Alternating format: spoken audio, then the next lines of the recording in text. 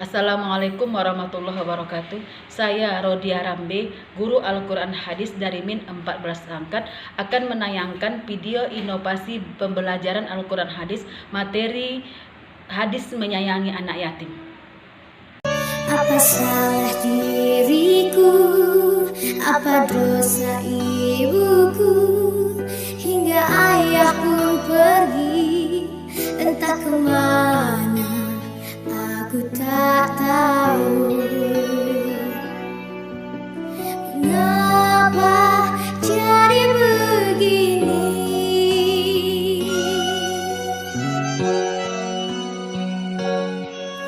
Ku tanya pada ibu, ayah ada di mana?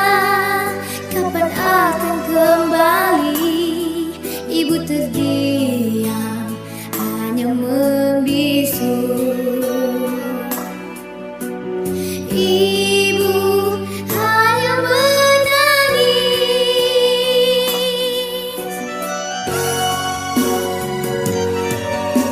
Ayah, di manakah kau berada? Tak ada lagi tempatku bermanja. Oh, ayah, ku berharap dalam doa, ku ingin segera bertemu denganmu.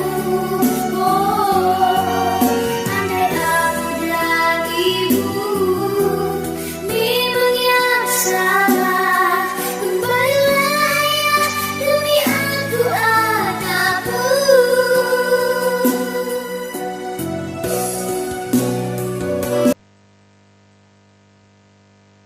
Assalamualaikum warahmatullahi wabarakatuh. Anak ibu, sebelum kita memasuki pembelajaran kita hari ini, tadi kita sudah melihat beberapa gambar. Dari gambar tersebut, kita sudah bisa memahami bahwa materi apa yang akan kita pelajari hari ini. Materi kita hari ini di kelasmu yaitu kelas 5, pembelajaran keempat, materi tentang Al-Quran Hadis. Hadis tentang menyayangi anak yatim. Sebelum kita lanjutkan kepada pembahasan materi kita harus lebih awal beranjak dari kompetensi dasar dan indikator.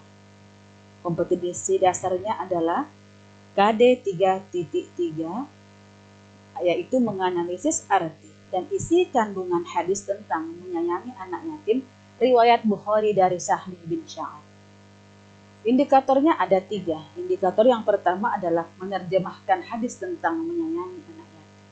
Indikator yang kedua adalah menghafal hadis tentang menyayangi anak yatim. Indikator yang ketiga adalah menulis hadis tentang menyayangi anak yatim. Sebelum kita lanjutkan pembahasan kita tentang materi hadis menyayangi anak yatim, kita harus mengawali dari pengertian. Pengertian yatim pada dasarnya berasal dari bahasa Arab, yaitu yutumu, dari 3 huruf hijaiyah, yaitu ya, ta, dan mim, yang artinya adalah kesendirian. Dan berikutnya menurut istilah, anak yatim menurut pengertian dari istilahnya adalah seorang anak yang ditinggal mati, ditinggal wafat orang tua laki-lakinya sebelum dia balik. Dan anak yatim itu ada batasnya. Disebut dia anak yatim ada pembatasnya. Bukan dia sejak dia dilahirkan sampai dia kakek neneknya, bukan. Akan tetapi ada batasnya. Disebut batas anak yatim itu adalah mulai dia dari kecil, dari dia balita sampai dia akil balik atau beranjak remaja. Adapun hukum menyayangi anak yatim itu memelihara anak yatim itu. Memelihara anak yatim dan menyantuni anak yatim hukumnya fardu kifayah. Dan apa hukum wajibnya, Bu? Hukum wajibnya adalah menyayangi anak yatim. Menyayangi anak yatim hukumnya fardu ain, yaitu wajib kita menyayangi anak yatim. mau kita orang tua atau belum orang tua, anak-anak, remaja, orang kaya, orang miskin, laki-laki dan perempuan, wajib kita menyayangi anak yatim.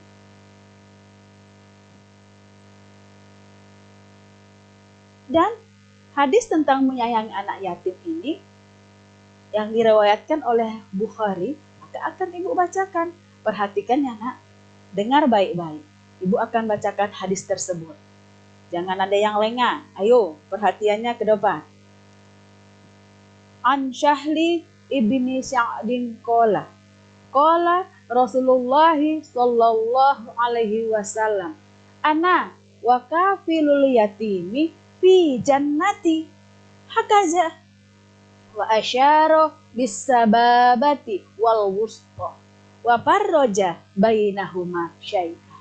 Yang artinya, dari Sahli bin Sa'ad radhiyallahu anhu berkata, Rasulullah sallallahu alaihi wasallam bersabda, saya dan orang yang memelihara anak yatim itu di surga seperti ini. Beliau mengisyaratkan jari telunjuknya dengan jari tengahnya serta merenggangkan keduanya. Hadis Bukhari Muslim. Untuk mempermudah anak ibu menghafal, menyebutkan dan mengingat isi hadis tersebut, maka akan ibu penggal menjadi kosakata atau mufradat menurut bahasa Arabnya, yaitu an Syahli ibni Sa'ad, dari Sahal bin Sa'ad radhiyallahu anhu.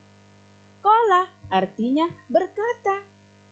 Qala Rasulullah sallallahu alaihi wasallam, berkata Rasulullah sallallahu alaihi wasallam, ana wa kafilul yatimi, saya dan orang yang memelihara anak yatim, fi di dalam jannati surga, hakaja seperti ini, wa asyara beliau mengisyaratkan, bisababati dengan jari telunjuk, wal wusta dengan jari tengah, wa farraja bainahuma syai'a serta merenggangkan keduanya.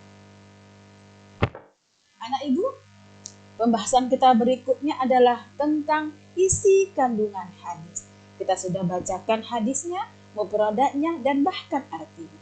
Maka kita kupas dengan isi kandungan hadis tentang menyayangi anak. Sebagaimana yang telah dicontohkan Nabi Muhammad Sallallahu Alaihi Wasallam, Nabi kita umat Islam, Nabi yang ke-25. Dia sebelum dilahirkan ke dunia, dia sudah menjadi anak yatim. Ayahnya Abdullah wafat di saat beliau masih dalam kandungan ibunya. Maka dari itu, Nabi Muhammad menghimbau kita semuanya, siapa saja, seluruh umat Islam. Beliau menghimbau kita agar peduli dan rasa sayang serta cinta kita terhadap anak yatim kita wujudkan. Rasa cinta terhadap anak yatim kita wujudkan. Dengan cara apa anak ibu? Banyak hal yang kita buat. Yang pertama, bergaullah dengan temanmu yang yatim itu dengan baik. Bermainlah dengan mereka baik. Berbicaralah dengan mereka lemah lembut.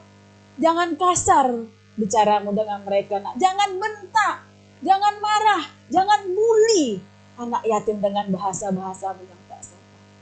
Dan di saat temanmu yang yatim itu bersedih, hiburlah dia. Dan di saat temanmu itu butuh bantuan, bantulah dia. Dalam bantuan apa saja yang kamu berikan kepada anak yatim di saat dia membutuhkan, maka kamu sudah mendapat kebaikan, mendapat pahala.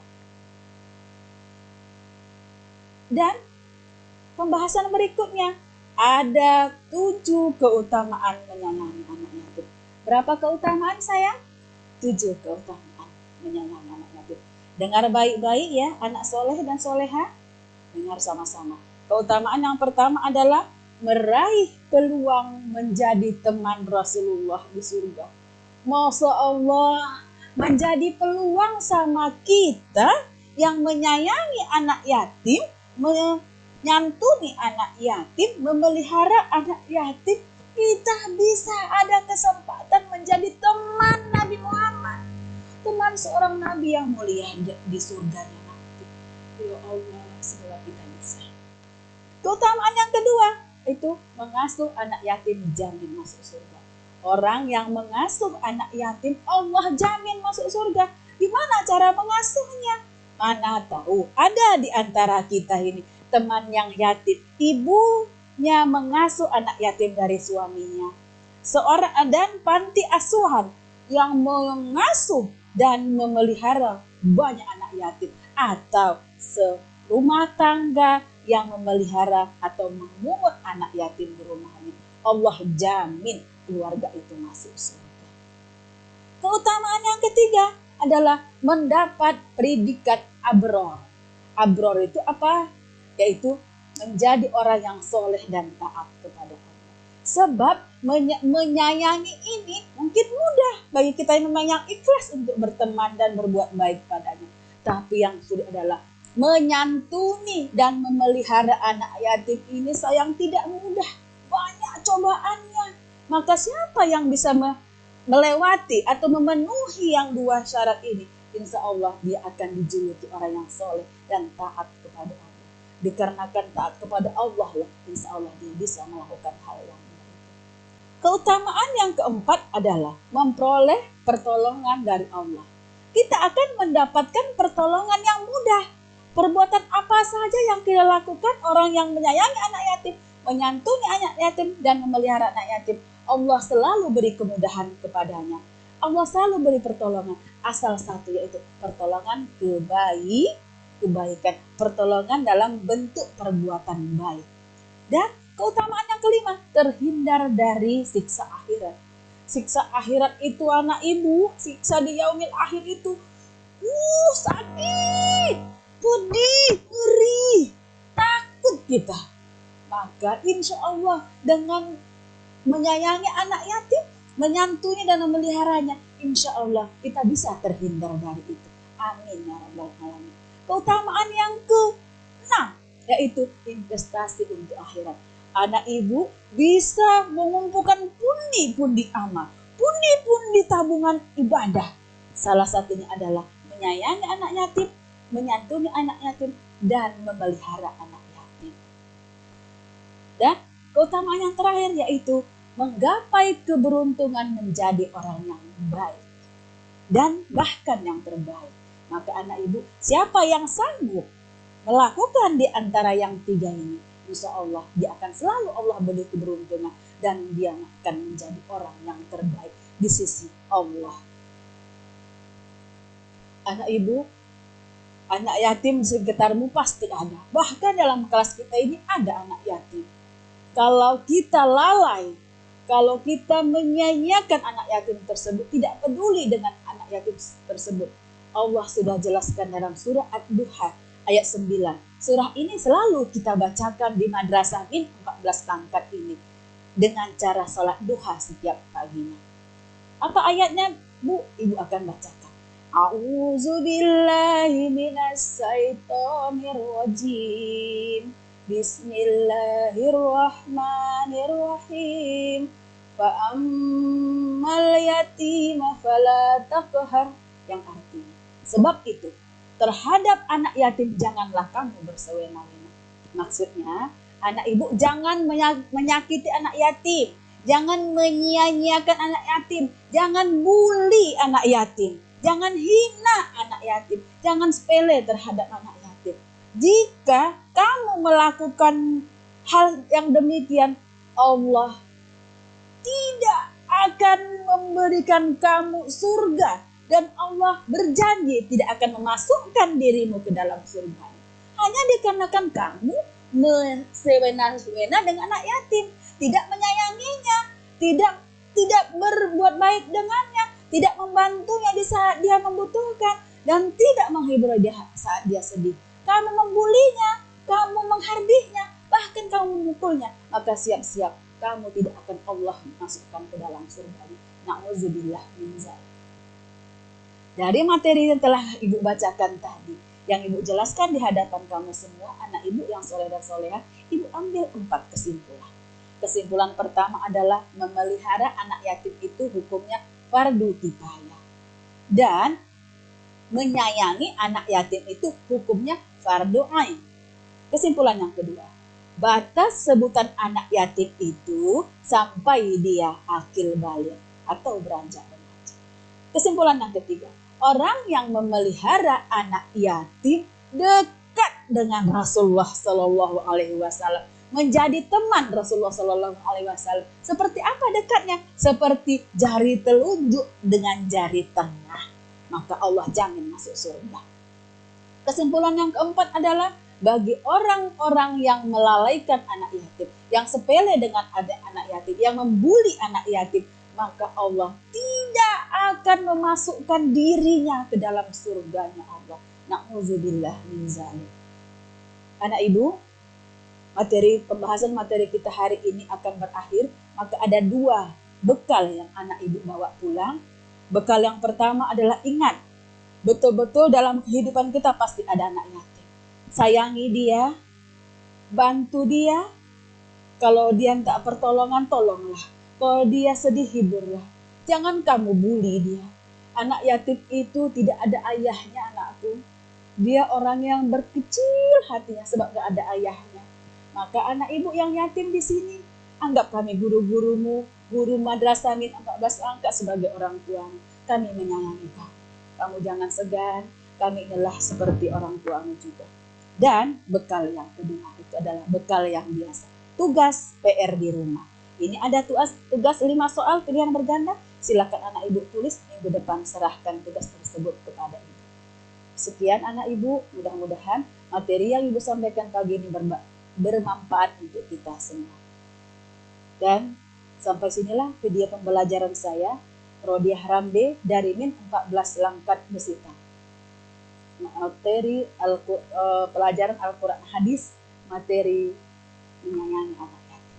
Assalamualaikum warahmatullahi wabarakatuh.